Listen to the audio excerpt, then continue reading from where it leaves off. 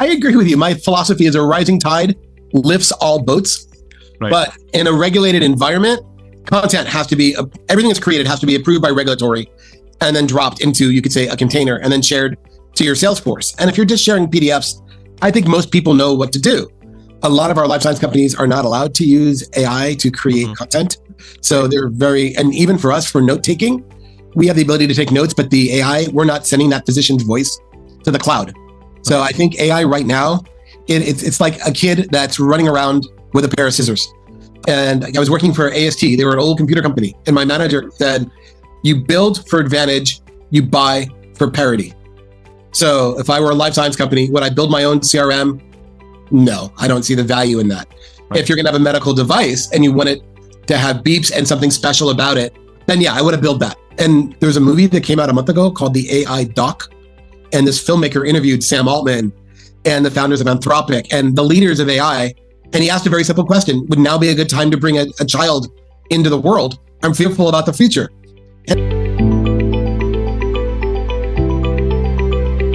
Welcome to BetterHealthTech, the podcast where we explore how tech can make healthcare operations smarter, faster, and easier for people doing the work. I'm Mohammad Atif. Today we are talking about a challenge every hospital, payer, and health tech company faces.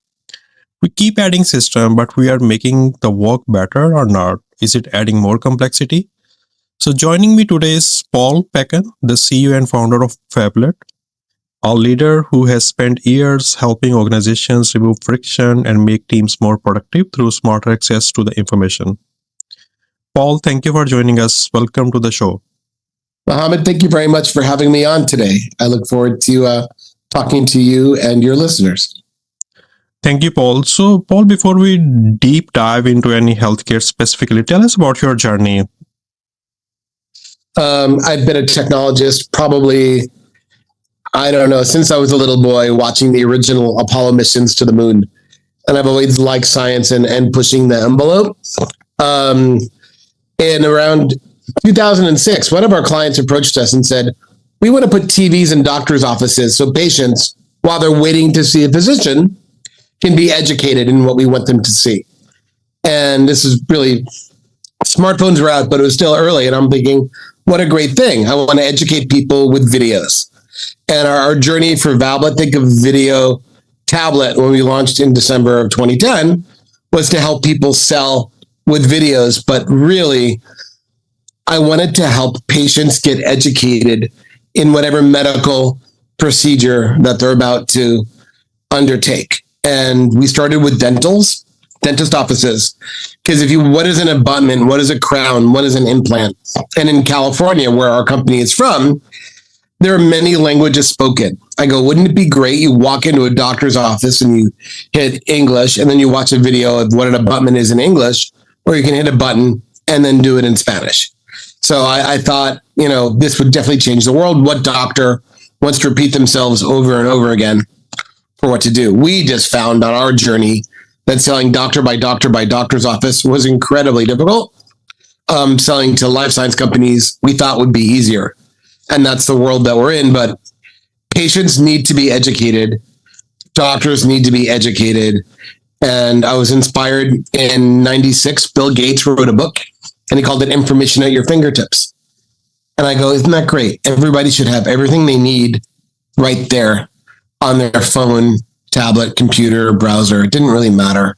And so my journey was make it easy for people to get to the right content wherever they are. And that's kind of our journey with Vablet. Yeah, and I see that you guys lately been working with like Salesforce integration and a lot of other stuff with the top-notch healthcare players. So tell us a bit about that part as well. There are many aspects to, I want to think, communications. Imagine pharmaceutical rep to doctor. Yeah. We specialize in one part, what happens face-to-face, which I consider, right, these are the high-value conversations. But the doctor could also go to the website. They could download a brochure. They could be dripped an email. So to be able to access the whole story, Vablet was designed as a feeder for these other systems, to feed it into SAP and to feed it into Salesforce. Not a lot of our clients have done this over a 15-year journey. But if you can take the data from Vablet and feed it in to your accounting system and then look at to see that this doctor buys these following products, did that content impact their decision? This data is very easy to pull together as long as you're integrated. And now with AI, everybody wants data to be able to get patterns. So really, to anybody in the healthcare world, understanding what content's being consumed by the patient you're talking to. Maybe you're explaining a medical procedure and you have to say it 2 or 3 times because they don't understand it. Knowing that that video has to be watched 2 or 3 times would tell me as a marketing guy, I need to create a better video. Let's make it more intuitive. Or maybe we add subtitles. So you really need content plus metrics. But to understand where healthcare is going, that data has to be available on an API to feed into some realm so you can really understand of what content is working. And Mohammed, I kid you not, our clients still produce 100-page PDFs. Wow. And for compliance, you have all of these slides. Well, you may only show 5 slides. Well, if you know with analytics which slides are being shown, if you still have to make that 100-page deck, at least don't make it hard on your sales rep. Move those pages so they're together. So you need analytics to understand your content. And then in today's day and age, with AI, we can generate content so quickly to find out which content is working and not working. Everybody knows in social media, but in B2B, it's not as common yet. But I'm hoping that with better analytics, people will create the content that not only patients need, but your physicians need or your hospital administrator needs, because everybody is so compressed for time. Having really good messaging, I think right now is more important than ever. So Paul, from this conversation, what I see that the clinicians, operator, and commercial teams are juggling around with different portals, CRM, shared drives, and compliance layer. So from your experience, why does technology often end up slowing people down instead of helping them? I agree with you. My philosophy is a rising tide lifts all boats. Right. But in a regulated environment, content has to be, everything that's created has to be approved by regulatory and then dropped into, you could say, a container and then shared to your Salesforce. And if you're just sharing PDFs, I think most people know what to do. But now that we're doing videos or a 15-minute medical procedure, people don't know how to share a 500 meg video. So things have become really fragmented because these archaic systems that were built for really rendering PDFs, they're not going to cut it now. You need to be handling more. And I'm not a SharePoint user because we just don't have to. We have our own platform. But SharePoint limits some content downloads to 50 megs. I am constantly seeing PowerPoint presentations in the 100 to 500 meg range because they include videos. How do I get a 50 meg PowerPoint to my sales staff is one issue. How do I send that to a physician is another issue. So this larger content where we are now, and it's richer, it's immersive. I think it's better. People don't know how to share it. Compliance and security layer as well. I mean, you have to be very about all the compliances in the healthcare, right? You can't just download and share it in a simple way. No, you can't put it on into YouTube or into Dropbox links, because in life sciences, very specifically, if you show an outdated version of the file, it's a CAPA violation, and you can be fined every time that file is being viewed. Yeah. Well, if you sent an old brochure to a doctor, which is no different than sending an old price list, things change. We had to build all this technology that I can send you a brochure on a link. And now if that underlying file gets updated, we actually update the link that was already sent. So we think about compliance, and thinking about compliance, it is really not an attractive thing. No one wants to think about, you're the compliance officer. No one is like, yay, I want to meet the compliance officer. But by keeping everything compliant, but sales reps need it easy. the expression that we all use, and this is from a study I think Forrester conducted back in like 2017, sales reps spend 30% of their time looking for content. It's time that they're not selling. I have to have it in one place, and I have to have it searchable and findable. But more importantly, in the post-COVID world where we live, you may not be sitting in a meeting in a conference room. You could be doing it on Zoom, right? I could be doing it if I'm trying to talk to a doctor or I'm in a hospital. Maybe I'm going to talk to that anesthesiologist in the elevator. So I really need my content locally. And people are like, well, the internet is accessible everywhere. No, it's not. Not if you're streaming rich content. So to have content locally, it's just a weird way for people to think now. But in life sciences, if I'm in a hospital and I'm trying to explain to a physician how my equipment works and I'm in an operating room, that hospital will not allow me to join its Wi-Fi to stream content. So you have to think differently. And that was easy when they're just PDFs, but when they're videos or interactive presentations or immersive presentations, you really have to think about, is my content going to work where I need it to work? Got it. Right. So it seems like the adoption is everything. Like we often say, if people don't use it, it doesn't matter how powerful it is. So what makes healthcare teams like doctors, providers, staff actually use this new tech? Like it seems like Vablet is trying to solve this problem. It's not just about like implementation, but it's about the usage and adoption as well. Well, I think because medtech is evolving, and it's evolving rapidly right now, more so I think than ever before. Some of the technology our clients are coming out with, it's just phenomenal. In the old days, if I'm selling you a pump that pumps chocolate or sugar, how often does the technology in that pump change? Right. Probably not a lot since Archimedes' days. It's physics. But in medtech, the improvements are being made by the same company even quarterly, right? So they're constantly evolving their products, or they're finding things that they need to change. So that frequency of content updates means you need an automated solution to make sure that, hey, this is my favorite selling brochure. It just got updated. I don't need the old brochure to be my favorite. I want its replacement brochure to be my favorite. So content's different in life sciences just because it's evolving so rapidly. Got it. Right. Another area that we see that budgets are getting tight and expectations are very high. Like most of the leaders say that if they are trying to innovate anything, they can't wait for, let's say, 12 to 18 months for ROI anymore. So how should organization think about delivering value faster after implementing any new system? I personally believe in being lean, right? Mm-hmm. And the self-guided buyer's journey, I think, is really not a great thing, because these products that have been around for 5 years, 10 years, 15 years, like ours, we have 1,000 switches. And if I know how you need it configured, just ask me and we'll help you. And if you're trying to buy something like a HubSpot that does everything, it does email, it does marketing, it does blogs, there's a lot to learn. And then you just trying to boil the ocean will lead you to a much longer ROI process, saying, we have a problem right now. We need to capture data in the field. So I think having a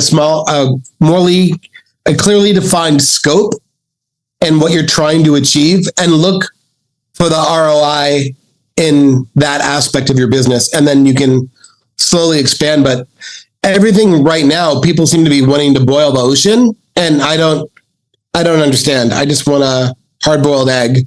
So let's focus on making that egg. But as an IT administrator, I have to make sure that if my platform is going to share content, it should also have learning management, and then it should have forums, right? I want to try to make everything so my sales reps don't have to learn 6 apps. They need to learn maybe 1 or 2, but try with whatever causes your reps the most pain or your patients. And if you think about a hospital, a doctor could be visiting a patient and maybe the doctor speaks English and the patient speaks French.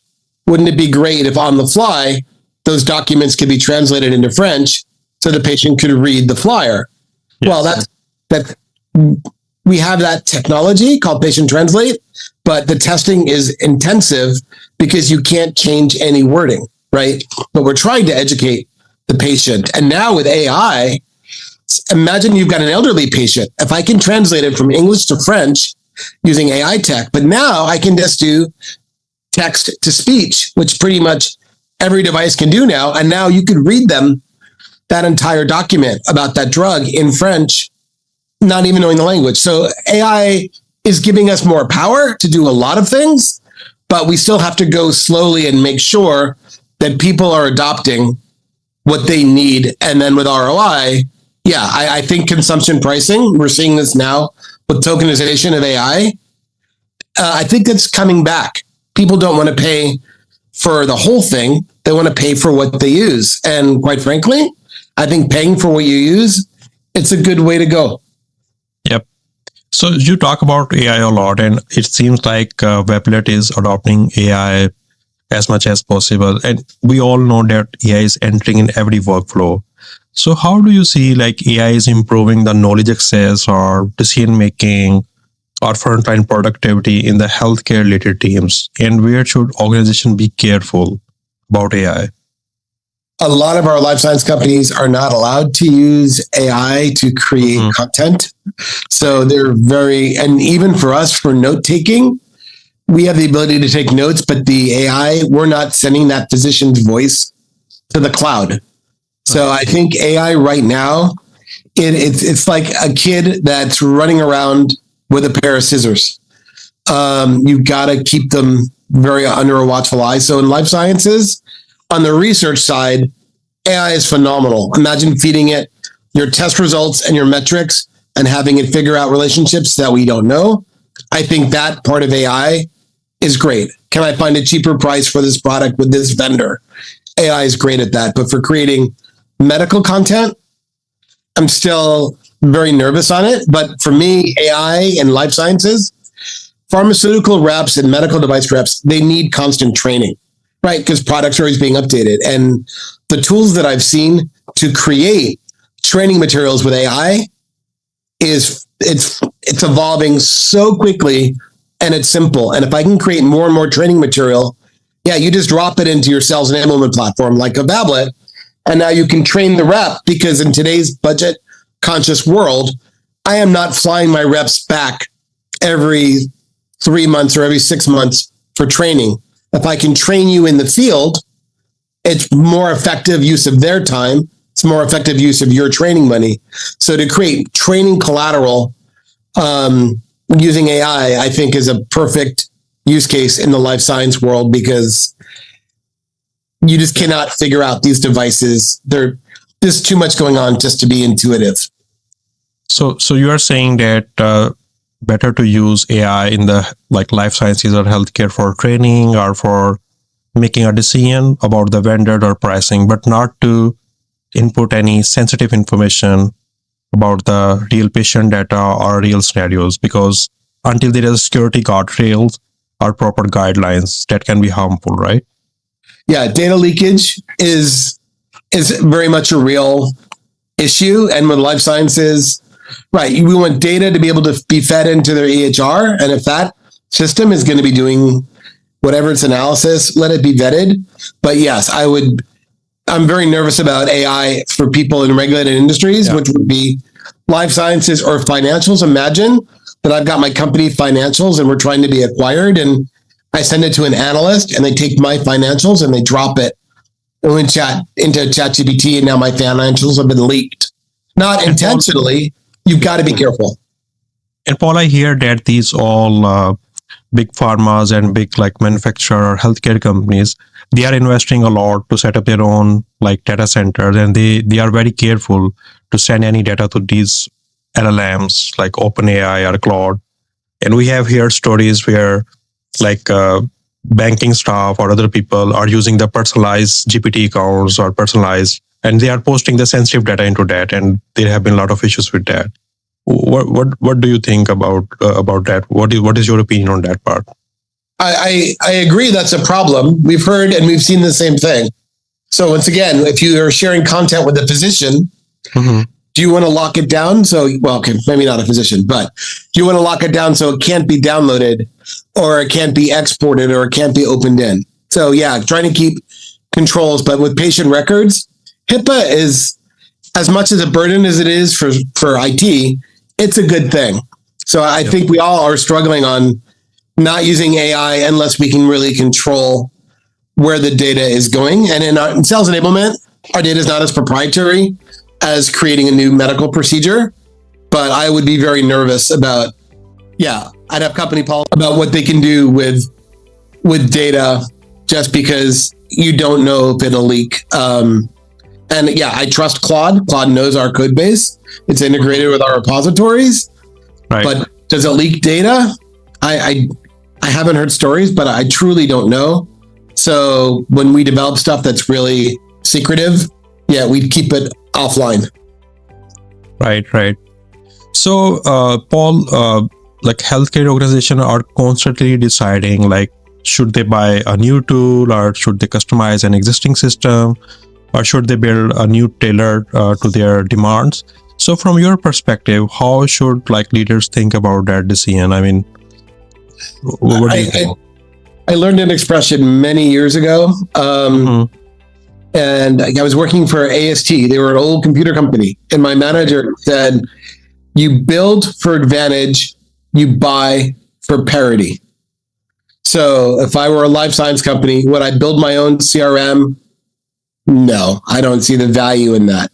If you're going to have a medical device and you want it to have beeps and something special about it, then I want to build that. And some of our clients, when we started Vablet, we've been in the store since 2011, had their own app developers that were building a content management platform for in-house use. And after a year and a half, they abandoned it because they're like, all we do at our company is build our content management platform.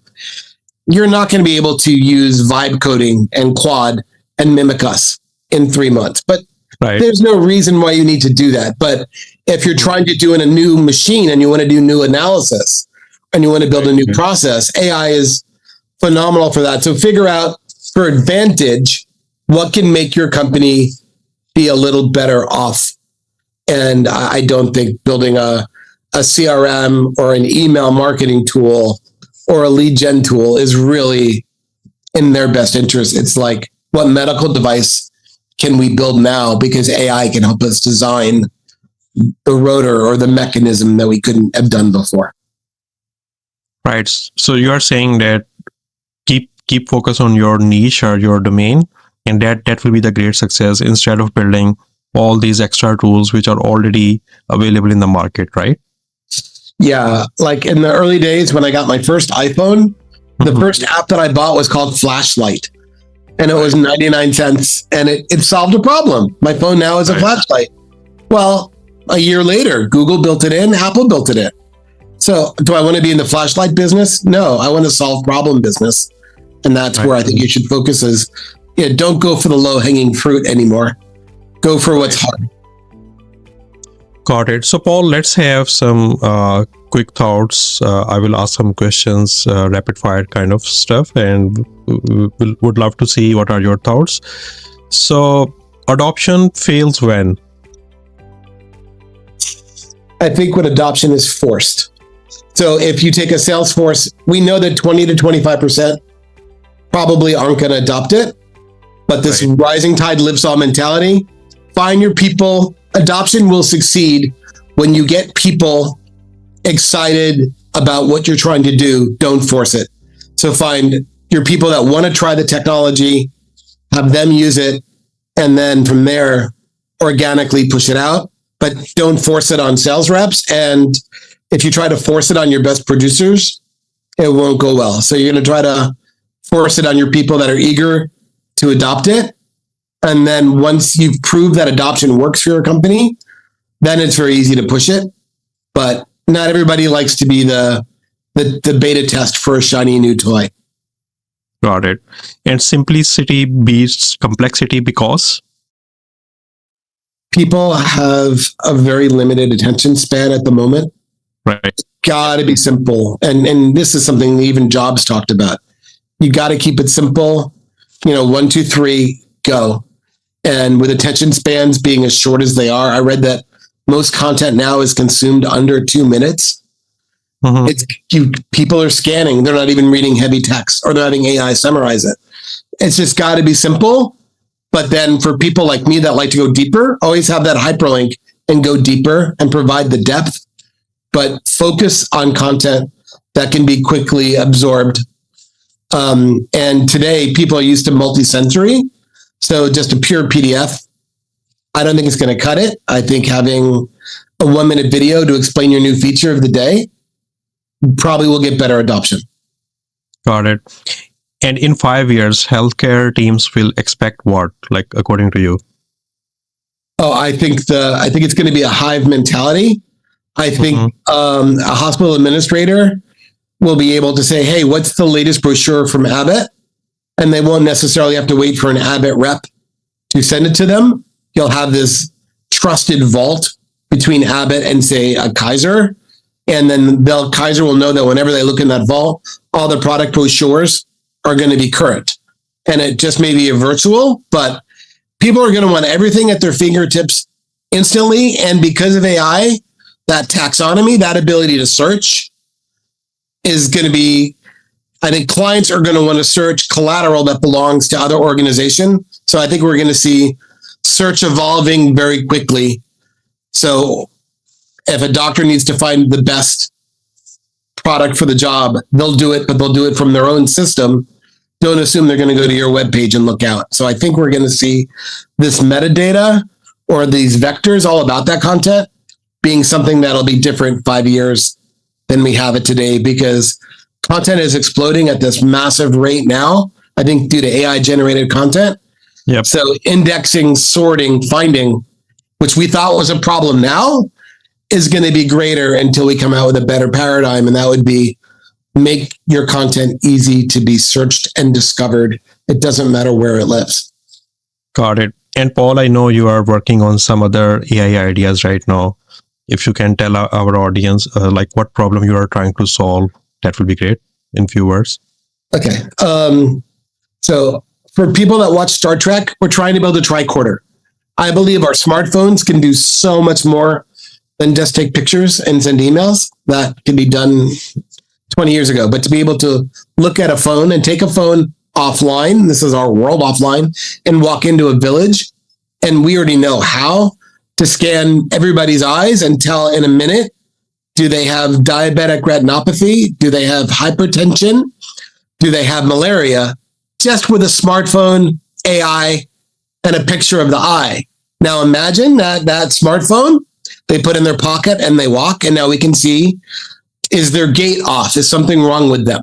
So to be able to take technology, move it to a mobile device, and now take that wisdom and disseminate it globally, I think that's the future of health tech, is you're going to be able to access diagnostic tools in the field.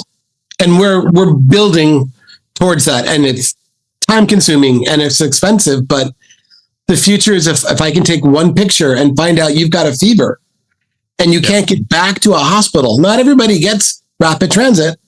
Yes. That is what we can do to democratize technology and really make it a global thing. And our AI is all built around moving tech to the field. And Paul, are you building your own model for that, for all the training and everything? Yes. So if we're using face mesh to determine if there is an eye, right? But what happens once we have the eye locked, that's proprietary to us. So we originally were building models to figure out where the eye is and how to crop the eye. And now those models are much easier to come by.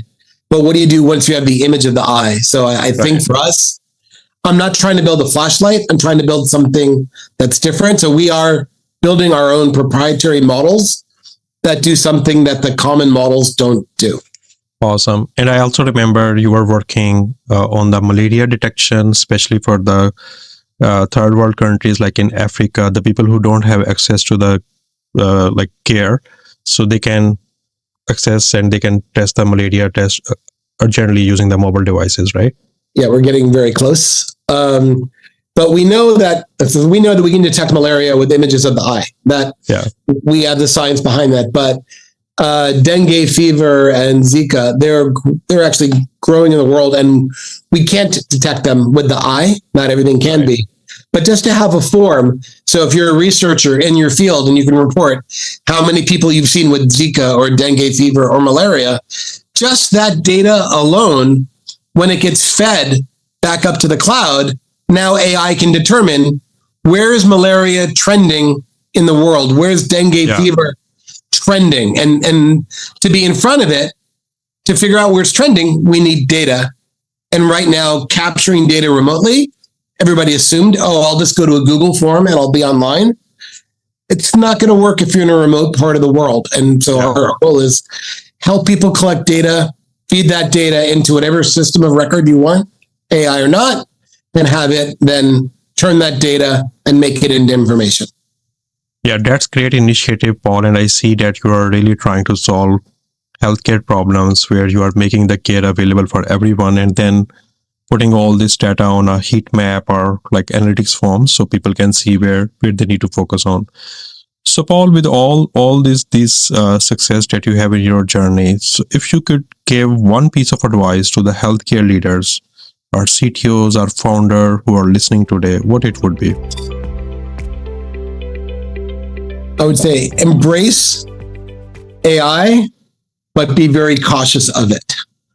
And then my advice to anybody that's touching AI today, there's a movie that came out a month ago called The AI Doc. And this filmmaker interviewed Sam Altman and the founders of Anthropic and the leaders of AI. And he asked a very simple question: would now be a good time to bring a child into the world? I'm fearful about the future. And Sam Altman said, it's okay, I'm about to have another kid. So to understand what is good and bad about AI, but the only way we can move forward is for people to understand really what AI is and don't take a side, but you need to embrace it. But I would right now embrace it with a lot of caution. Got it. Thank you for that advice. These are all fantastic insights, especially around reducing friction and accelerating the productivity. So, Paul, if people wanted to reach out to you or connect with you, or wanted to learn about your work, what is the best way to reach out to you? Okay, so very easy. If you think of tablet with a V, Vablet, that's how you can find us. I'm on LinkedIn. I accept most connections. Just go to our website. If you contact us, even if it's a lead gen form, I always get a copy of it because I like to see where people are going. Or just connect with me on LinkedIn. I'm here to help questions. And like I said, a rising tide lifts all boats is something that we do as a company. But as an individual, it's not my soul. And if I can help somebody be a little better, I will help everybody be a little better because that's how we move forward as a society. Thank you, Paul. And before we wrap up, here's something worth remembering.